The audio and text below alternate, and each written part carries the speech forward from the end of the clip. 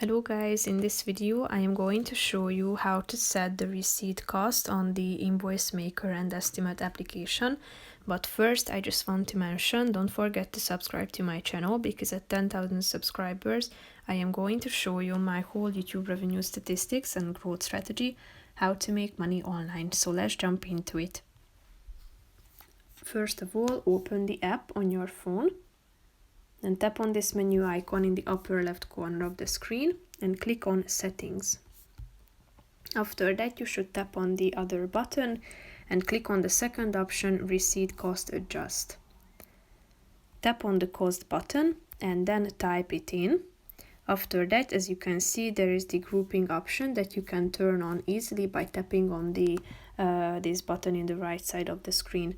When you are done, click on the Done button at the top of the screen and then it will be set automatically. So that's pretty much it for this video, guys. See you in the next one. Bye bye.